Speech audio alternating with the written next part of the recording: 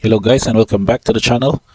We are going to go again with the deck tech for the Pauper format, since this is one of the probably the popular metagame or format is played in Manila, and supposedly hopefully soon we'll have one also here in Iloilo.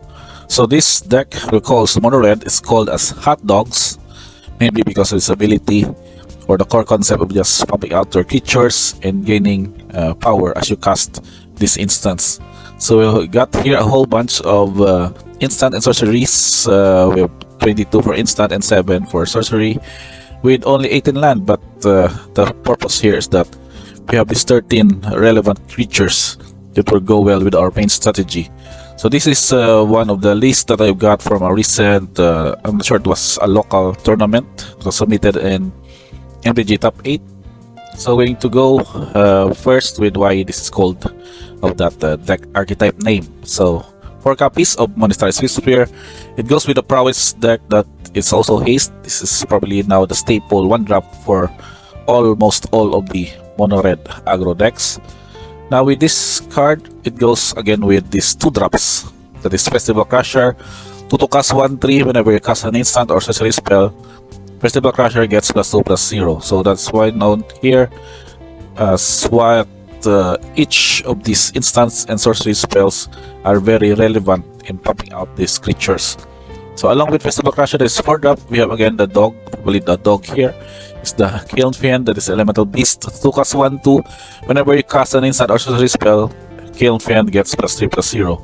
What's very powerful here in the deck is that it can basically grow out in value with all of these cards that are very cheap to cast, and as well with the Timor Battle Rage that can basically have that creature gain double strike, and that also do trigger Ferocious to have it gain trample until end of turn if you control a creature with power 4 or greater.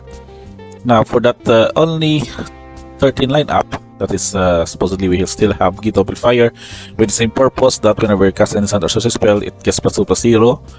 What it goes with is to how you would set up this deck, and supposedly you would just draw out early, simply curving out with Swift Spheres and this turn 2, and then popping out some cheap old instants such as Lava Dart, kill off any target creature that is 1 damage, or you can just splash back to sacrifice a mountain.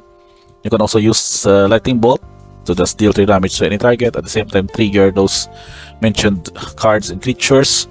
We also have Materialic Growth, that is a 4 copies in the deck because it's its ability that can be paid only with 2 life to have your target creature gets +2/+2. So in a way, they can also pump up the creatures at the same time get it out of let's say burn damage points, because you can basically pump it out for additional 2 toughness.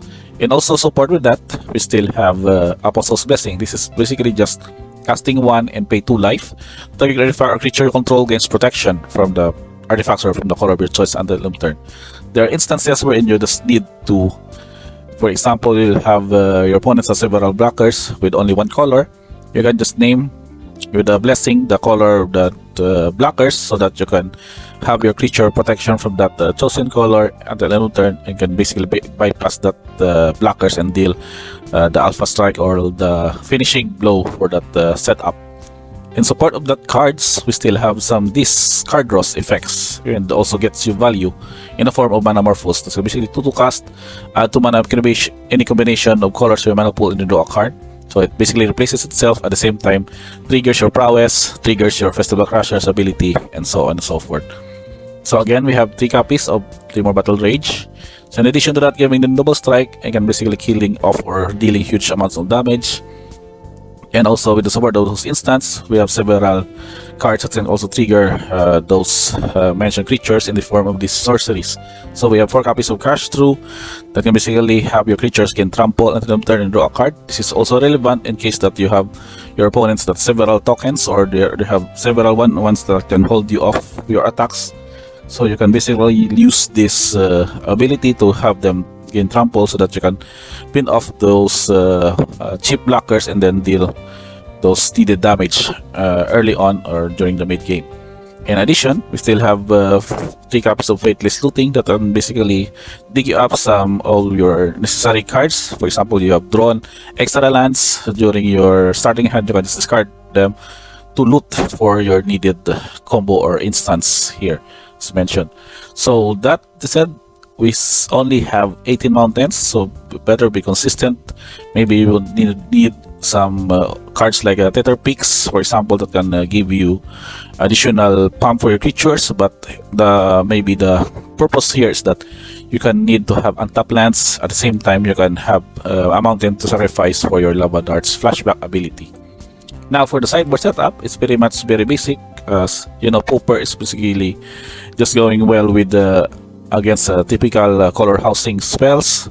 So with that ability, we have these copies of Pyroblast that can deal off with the blue matchup. Counter the spell that's blue and destroy target permanent if it's blue, along with 2 copies of Red Elemental Blast with the same purpose. So with that setup, we still have End Festivities. This is again for the token setup. They can deal damage to its opponent and its creature or planeswalker they control. So if they come up, for instance, for the Goblin token matchups like those generated by Gleeful Demolition, you can just use End Festivities to wipe up the board. At the same time, also trigger your Prowess and trigger your Kiln Fence. In addition to that, we have a single copy here of Castle of Fire, with a dual purpose of 1 damage to each 2 target creatures, and at the same time you can exile target artifact, which is relevant also in the affinity matchups. With that setup, we also have 3 copies of Flaring Pain, that is so we have Flaring Pain here, so basically it goes with those creatures with protection. So if you're not familiar yet with that ability, damage prevention is also part of that protection of any color or a certain color, and Flaring Pain will basically have those prevented. And also they would also house these fog effects, such as that of Moment's Peace. You can use this one also twice because of the flashback ability, which is also very relevant to also trigger the said creatures in your setup. In addition, we will have 2 copies of Underworld Rage Hound in certain situations where you need to have another threat at the earliest turn 2, and at the same time you can basically exit this one by paying 4 and exile 3 other cards from your graveyard, and it becomes a 4/2 for that matter. So additional threat on your lineup at the same time. And last but not the least is a copy of Raise the Effigy. That's 2 copies. This is also an instant that can destroy artifacts, at the same time have a pump effect of target attacking creature gets +2/+2 until end of turn. So there are also variants of sideboards that you can use here, in that you can adjust accordingly depending on your certain matchups, in which why Pauper metagame is very highly variant kind of deck archetypes, which is still very much, I think, very fun to play with. So last but not the least, the mana curve is very low with 1.48 on the average, mostly red mana in this setup.